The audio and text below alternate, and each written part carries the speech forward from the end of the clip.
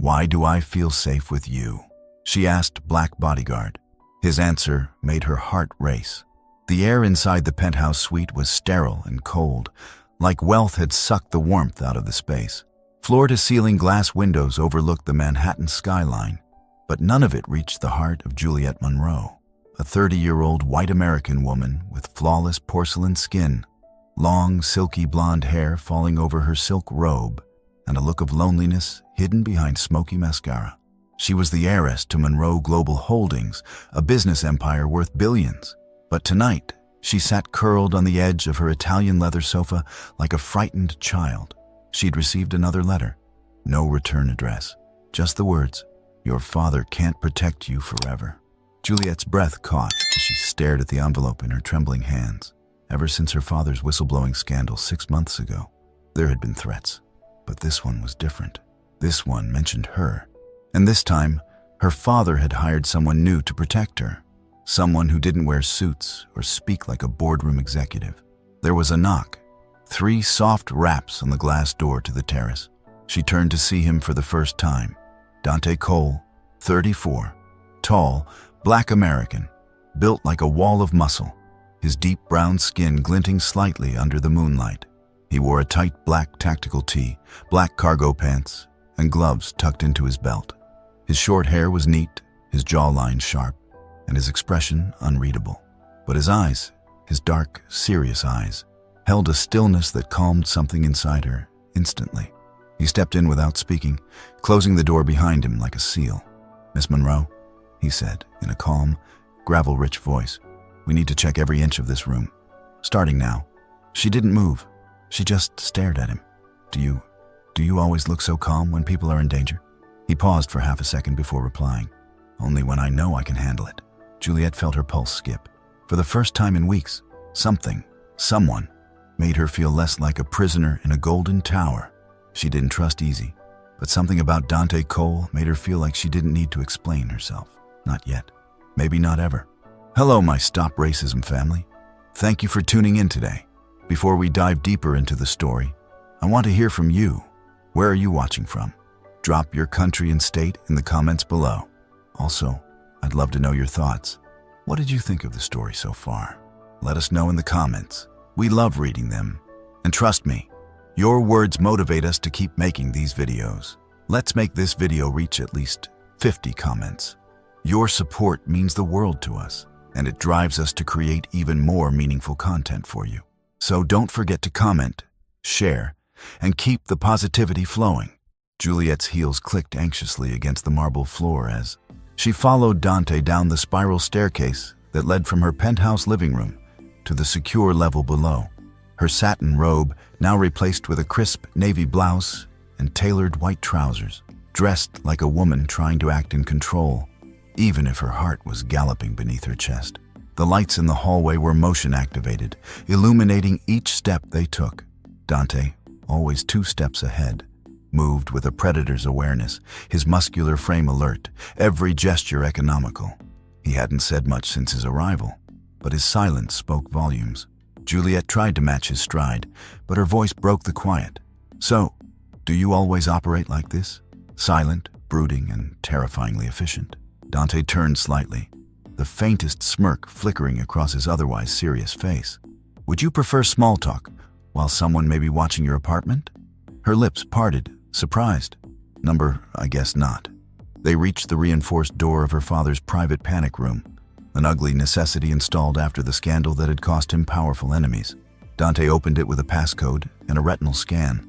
Inside, dim LED panels glowed over steel walls, monitors, and a weapons locker that made Juliette's breath catch. "This is where I'll monitor your perimeter from tonight," Dante said, checking the cameras and motion detectors across every floor. "If anyone makes a move, I'll know." Juliette stepped inside hesitantly, her arms folding. "You really think someone's going to try something?" Dante finally turned to face her fully. "I don't think. I plan. Thinking gets people like you hurt." His words should have sounded cold, but to her, they sounded like armor. She walked toward him slowly. "You don't even know me. Why are you so intense about this?" He studied her for a long moment. "Because I've protected people who didn't make it out. I won't let that happen again." Juliette's breath hitched. The room suddenly felt too quiet. too close. She was used to men who wanted something from her. But Dante, he wanted nothing. And that made him the most dangerous man she'd ever met. And yet, for the first time since the threats began, she felt like she could exhale. She looked up at him and whispered, "Why do I feel safe with you?" Dante's voice was low, magnetic. "Because I'm not afraid of what's coming." And neither, suddenly, was she. At dawn, Manhattan looked softer, like the city had been rinsed clean and set to dry on Juliette's windows. Dante had insisted on an early sweep of the building and the street below, and she, against all her old habits, had agreed to come along. She pulled a long camel coat over a cream sweater and jeans, hair tucked into a low knot. He wore the same tactical blacks, but a charcoal jacket softened the edges of him, as if morning had smoothed his silhouette too. They took the service elevator down with the building superintendent, a fatherly man with tired eyes. On the lobby level, a housekeeper hurried by with her teenage son carrying a paper sack. The boy stumbled, the bag split, apples rolling across marble like red marbles. Before Juliette could move, Dante was there, one hand steadying the kid, the other corralling apples with surprising gentleness. "You good?" he asked, voice low, unhurried. The boy nodded, flushed. The housekeeper murmured thanks in Spanish. Dante answered in the same language, simple, respectful. Juliette watched, disarmed, the way he crouched to the boy's eye level, the way people breathed easier around him. It felt like learning him in a new language she already understood. Outside, the air had a bite. Dante guided her along the side street, eyes skimming windows, doorways, reflections. "Threats come from lines of sight," he said, nodding to a row of parked cars. "Glass, corners, idling vans. We walk where we can't be pinned and where we can see." "You make it sound like chess," she said. "It is," he replied. "Only the board moves." They stopped at a quiet corner cafe that had just flipped its open sign. While he checked the back exit with a glance that took in everything, he still made time to hold the door for an elderly couple. Inside, he ordered 2 drinks without looking at the menu. "Chamomile with honey for you," he said when she blinked. "You were pressing your thumb into your wrist last night. Grounding. People do that when the nervous system's lit up." Juliette stared. "You notice everything, don't you? Only what matters." They took a small table by the window, bodies angled toward the room, not the glass. "You didn't flinch," he said after a beat.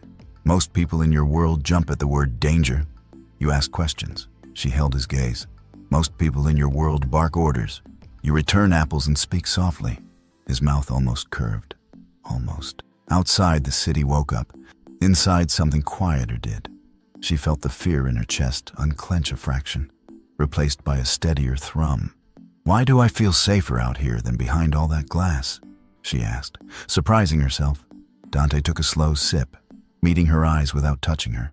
"Because safety isn't walls," he said. "It's who's willing to stand between you and what's coming." And for the first time, she believed him. The afternoon sun slid behind a bank of clouds, turning the penthouse light flat and gray. Juliette paced the living room, a pale silk blouse tucked into tailored black trousers, while Dante finished a last pass along the terrace. The quiet shattered with a dull thud against glass. Small, metallic. Dante was inside before the echo died, scanning the skyline.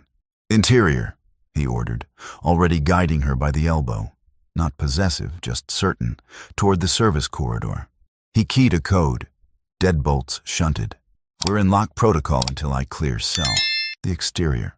They reached the narrow hall between the panic room and a reinforced storage bay. The world shrank to steel, concrete, and their breathing.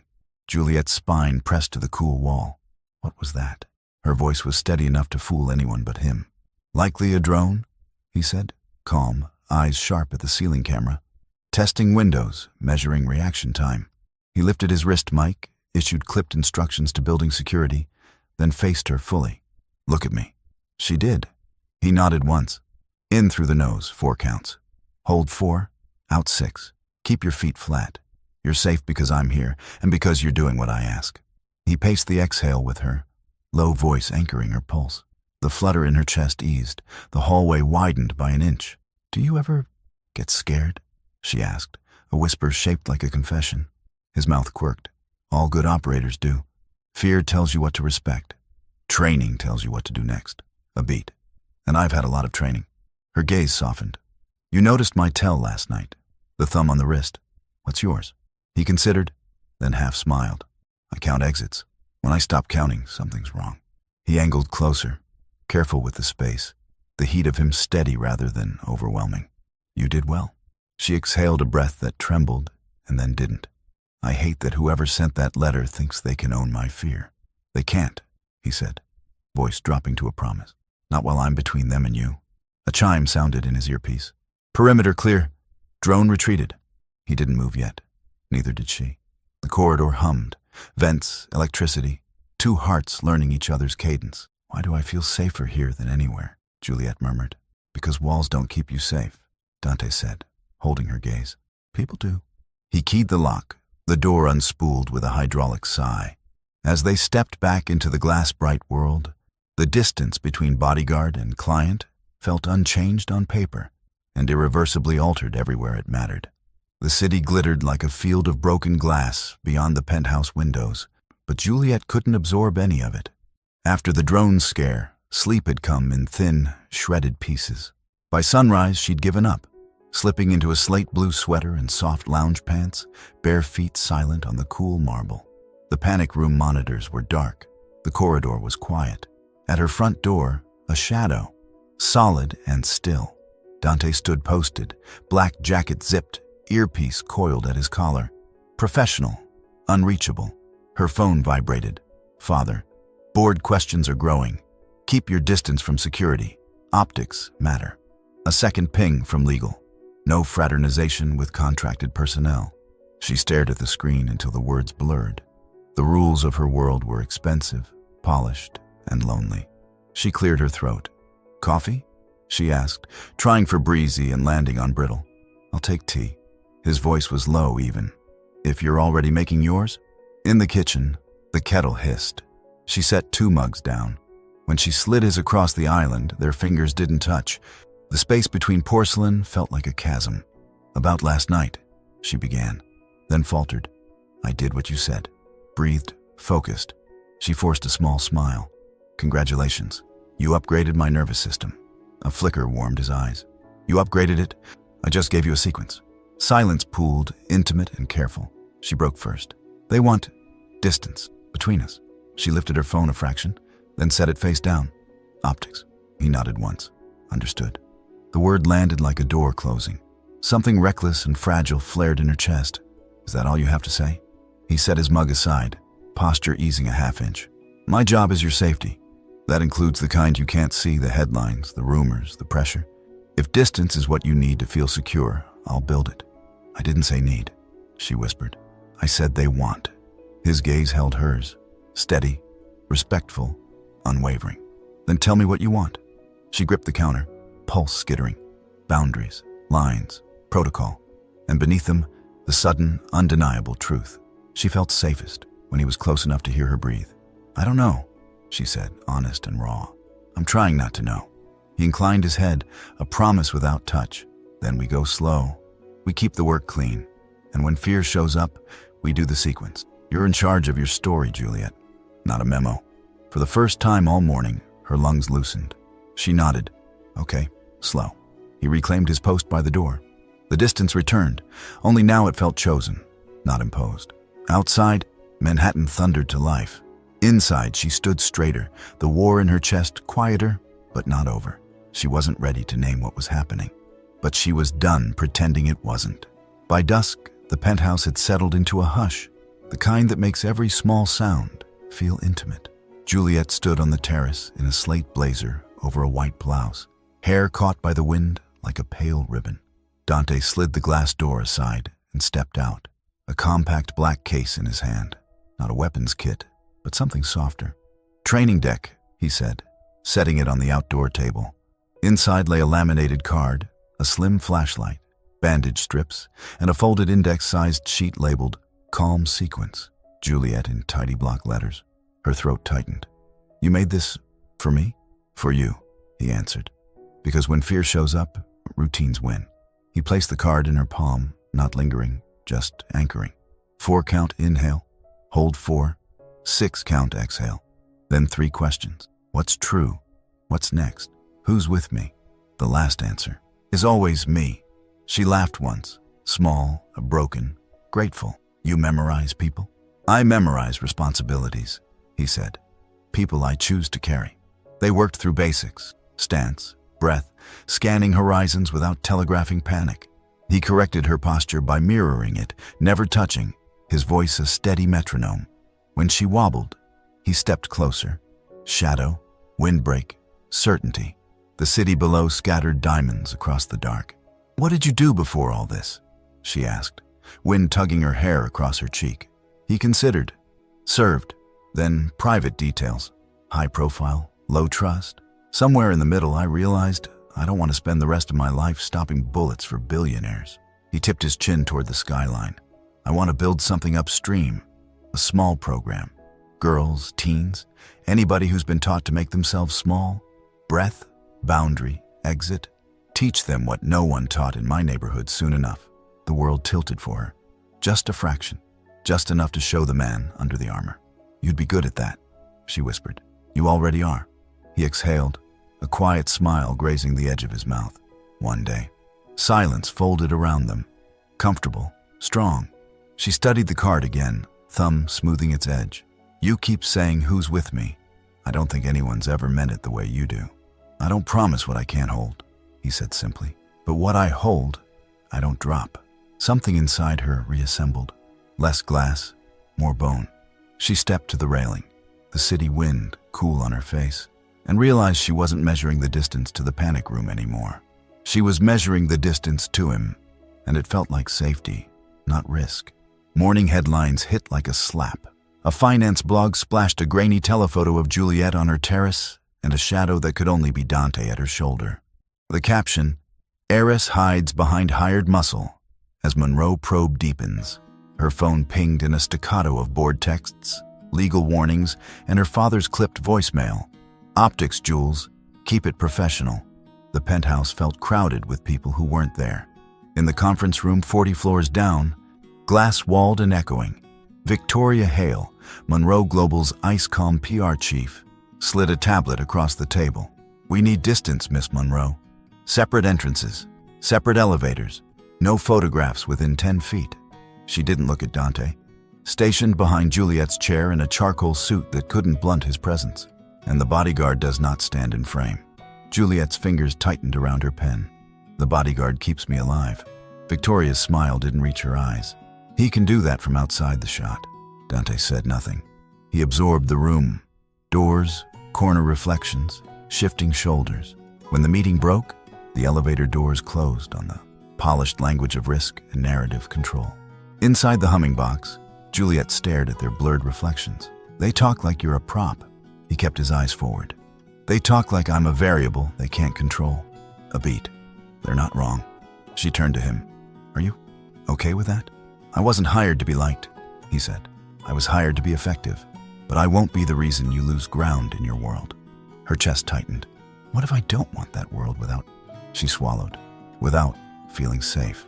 That night, Dante walked his usual perimeter on the service level. By the freight bay, Luis Ortega, the superintendent, leaned on a mop. You're good, Cole, he said in Spanish, voice low. People in suits don't like guys like us close to their porcelain. A wry smile. But that girl breathes different when you're around. Dante's jaw worked once. Different is how trouble starts, or how it ends, Luis said, pushing off the wall. Back upstairs, Juliette stood on the terrace in a soft gray sweater. Hair down, the city thrown in stars at her feet. Every sentence today started with don't, she said when Dante stepped out. Don't stand here. Don't be seen. Don't be human. He took the windward side so she wouldn't have to. What do you want me to do? She met his eyes, steady now, not hiding from the war inside her. I want you to do your job, and I want to stop pretending that doing it well doesn't change me. Silence, the honest kind. Sirens stitched the far avenues. A plane traced a quiet arc. He nodded once, like accepting a difficult brief. Then we move like we're under both fires, their optics and whoever's pushing on you. Clean lines, clear space, no lies. Even about this, she asked, voice barely above the wind. He held her gaze. Especially about this. Outside pressure pressed in. Inside, a decision began to harden. Society could demand distance, They would give it the inches required. But between those inches, something real had started to live. Rain worked the windows like quiet fingertips, while the penthouse dimmed to pools of lamplight and monitor glow. Juliette stood barefoot in a long charcoal cardigan over a white tee and leggings, hair loose, arms wrapped around herself. Dante finished his sweep, then paused at the service corridor, a sliver of space that had become their truce line. 5 minutes off the record, he said, voice low. No protocols, just truth. She nodded and followed him into the narrow hall where the hum of vents covered softer things. He leaned against the opposite wall, hands open at his sides, not crossed, not guarded. Your father, PR, legal, they're doing their job. I'm doing mine. But somewhere in there, you started measuring your breath by mine. His gaze held hers, steady, unwavering. That matters to me. Her laugh was a thin exhale. Everyone keeps telling me what safe looks like. Separate elevators, 10 feet in photos, a heart behind glass. She lifted her chin. Then you show up and redefine the word. He took it in. I can't promise an easy road. I'm a black man in a world that sees security before it sees a person. You're an heiress in headlines that eat feelings for breakfast. If we move, it has to be deliberate. No hiding, no pretending. Juliette stepped closer until the corridor light framed them both. I don't want pretending. Her voice steadied. I want real. I want slow. I want to learn how to stand with you, not behind you. And I'm scared. Good, he said, the ghost of a smile. Fear means you're paying attention. We use it, not obey it. He lowered his voice. Why do you feel safe with me? She searched his face. Because you tell the truth, and then you stand there while it costs something. His answer was soft, certain, because you're not a detail to me, Juliette. You're a decision. Silence opened like a door. She reached for his hand. No rush, no drama. And he met her halfway, warm and sure, their fingers interlacing at the seam of shadow and light. No kiss, no bluff, just the honest weight of two hands choosing the same direction. What does deliberate look like? She asked. We keep the work clean. We speak plain. We don't disappear to make other people comfortable, he said. When the threat moves, we move together. When it hits, I'm between you and it. When the noise rises, you don't shrink. Her breath evened. Then yes, she whispered, to all of that. They stood like that a moment longer, eye level, shoulders squared, until the world outside felt small again. When they let go, the corridor hadn't changed. They had. They walked back toward the living room in parallel lines that for the first time meant the same path. How's this story hitting you so far? Tell us in the comments if you're loving it. Type 1. If not, type 0. We want to know what you think. The museum's marble atrium glowed like poured champagne, soft golds, glass, and curated calm. Juliette stepped from the car in a midnight blue column dress and a dove-gray shawl.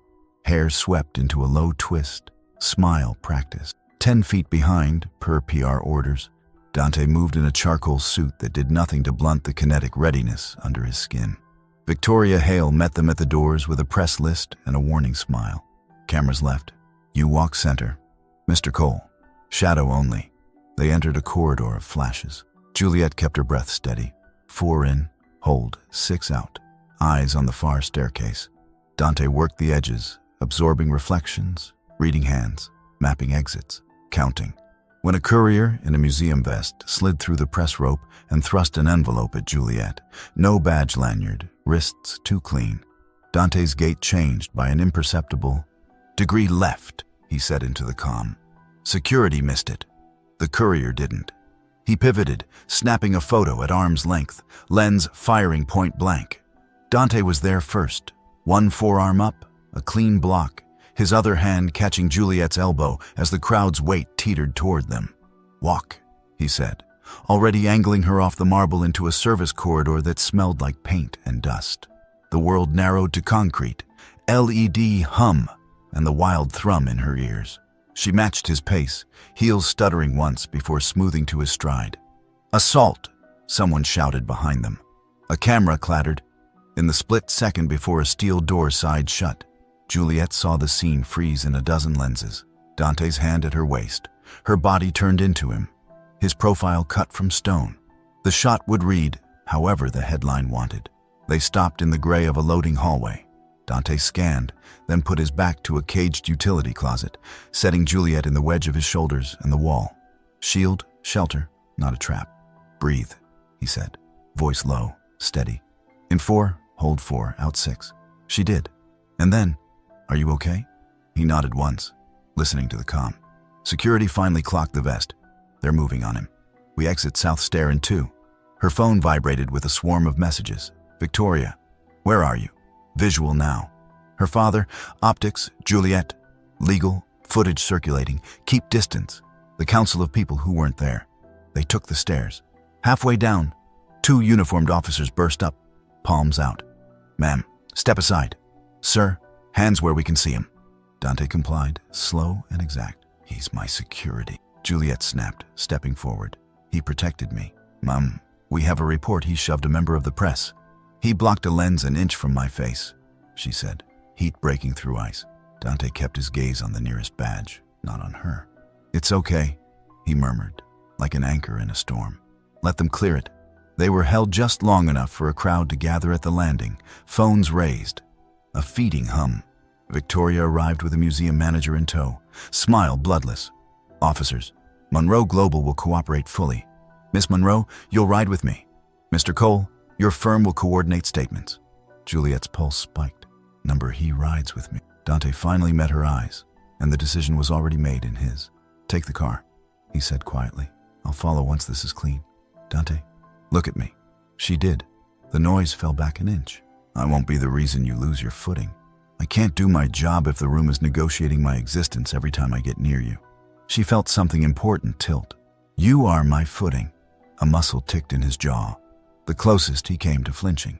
Then I hold position by stepping out of frame. He offered his hands for the officer's brief. Pat down like a man offering facts to gravity. Go, he said, softer now. Let me clean the board. In the black car, Juliette watched him through tinted glass. The set of his shoulders, the way he made himself smaller so the situation wouldn't get bigger. As the driver pulled away, her phone filled with the moment weaponized. Heiress clutches, bodyguard in panic. Security assaults, photo. Who is Dante Cole? By the time she reached the penthouse, the shot had already calcified into story. His text came 15 minutes later. Cleared. Standing down for tonight. Per PR request. I'll rotate off until they stabilize your optics. I'll be nearby if you need anything urgent. Her fingers hovered over 100 answers and found only silence. The city pressed its face to the glass. The panic room hummed. For the first time since he arrived, the air felt thin. Don't go, she didn't say. I can't stay and still protect you, he didn't reply. Between them, a door neither of them wanted had just closed, and the lock clicked from the other side. The penthouse felt wrong without his orbit. Too bright, too quiet. Like a stage after the audience leaves. Juliette stood at the window in a black turtleneck and dark jeans, scrolling headline after headline until the words lost shape. A new buzz. Victoria. Statement drafted. Recommend you acknowledge overzealous security. Distance yourself. Another from father. Optics, Jules. Replace him. Quickly. She set the phone down like it burned. She crossed to the terrace, city wind lifting her hair. The laminated card Dante made, calm sequence, Juliette, sat where she'd left it. What's true? What's next? Who's with me? The answer to the last question used to be a blank. Now it had a name. She called him. He answered on the second ring, voice lower than usual. Miss Monroe? Don't, she said, breath visible in the cold. Not tonight. A quiet beat. Juliette? Where are you? Across the street, north corner. Eyes on your building in case anybody mistakes the press cycle for an opening. She didn't think. She moved. Coat, keys, elevator, lobby glare. Outside, the night smelled like wet stone. She spotted him under the awning's shadow. Charcoal jacket, watchful stillness. A man who had learned how to take up less space than his integrity required. Cameras whirred at the curb. The choice arrived, unadorned. She walked straight to him. PR wants me to swap you out, she said, close enough to see the small fatigue lines at his eyes. My father wants a cleaner narrative. Legal wants overzealous security. I want the truth. His jaw worked once. The truth costs. So does lying, she said, pulse steadying. You didn't assault anyone. You protected me, and I'm done pretending my safety is a branding exercise." She held his gaze. "Professionally, I want you on my team. Personally, I don't want a life where doing the right thing means losing you." Something unguarded flickered through his control. "If I step back in, the noise won't stop." "Then let it be loud," she said. "We'll set lines. Clean work, clear story, but we won't erase what's real to make other people comfortable." He searched her face. Threat lines, resolve lines, the place where fear had surrendered to decision. "Say it plain," he murmured. She did. "I choose you, Dante." He exhaled, the kind of breath that releases a held perimeter. "Then I choose you back," he said, voice roughened, steady as ever. He didn't touch her. He didn't have to. Cameras flashed, taxis hissed past. Somewhere, Victoria's phone lit up like a switchboard. Juliette stood taller. "Tomorrow," she said. "We do this on our terms." "Deliberate," he agreed. They turned to the doors together, parallel, aligned. Behind them, headlines hunted a new angle. Ahead, they wrote one. The lobby of the Monroe Foundation glowed with warm Edison bulbs strung beneath a vaulted glass ceiling, a calculated softness to blunt the brisk New York winter outside. Cameras clustered behind velvet ropes. Reporters murmured over notes. Juliette stepped to the podium in a tailored ivory pantsuit, hair in a low twist, a small stack of cards in her hand she didn't intend to read. 10 feet back, per the old rule, Dante stood in a charcoal suit, tie neat, posture relaxed but ready, the quiet center of her weather. Victoria Hale angled in, whispering, "Remember? Philanthropy headline, not security saga." Juliette nodded once, then lifted her gaze to the room. "Tonight," she said, voice steady, "we're launching a pilot funded by the Foundation to expand trauma-informed safety training for teens. Breath, boundaries, exits, skills that create calm where fear has lived too long. A beat. The curriculum was designed by someone who taught me those skills when I needed them." She stepped back from the microphone and did the deliberate thing they'd agreed on. She invited him forward. No rush, no theatrics. Dante crossed the distance without shrinking, joining her at the podium in the sightline of 100 lenses. Murmurs rose. Camera lights bloomed. She didn't reach for his hand. She didn't have to. "This is Dante Cole," Juliette continued. "He is my security lead. He is also the architect of this program. Effective, principled, and human." A pause, then an early question. "Miss Monroe, are you confirming you're more than employer and employee?" Juliette met the reporter's eyes without flinch. "I'm confirming we tell the truth here. We work together. We stand together. We won't disappear to make other people comfortable." On the edge of the crowd, Luis Ortega, the superintendent, lifted his chin in a quiet salute. Beside him, the housekeeper's teenage son from the elevator days before grinned, clutching a program flyer. Near the press line, her father watched from a step back, jaw tight, eyes softer than the last time. When the remarks ended, he approached Dante first, extending a hand that had signed 1,000 contracts and almost never an apology. "Thank you," he said. Simple, clear. Dante took the handshake like a fact, not a victory. Victoria exhaled, then surprised herself with a small smile. "Well," she murmured, "that landed better than my talking points." Outside, the winter air bit. Inside, applause warmed the space. As the crowd thinned, Juliette and Dante stood side by side, eye level, shoulders squared. The distance the world demanded was measured now in inches they chose, not rules they feared. Headlines would still come. But in this room, with lights cooling and the program sign reading, "Breathe, hold, exhale." Behind them, love had stepped into the frame and stayed. The pilot class met in a sun-warmed rec room at the Monroe Foundation Annex. Scuffed wood floors, taped exit arrows, folding chairs in a wide circle. Juliette, in a soft navy sweater and dark jeans, clipped name badges onto a table while Dante arranged cones for a movement drill. Teen faces, curious, skeptical, tired, watched him as he demonstrated stance and breath, his charcoal shirt sleeves pushed to the forearms that had blocked more than cameras. "4 in," he said, steady as a drumbeat. "Hold 4, 6 out.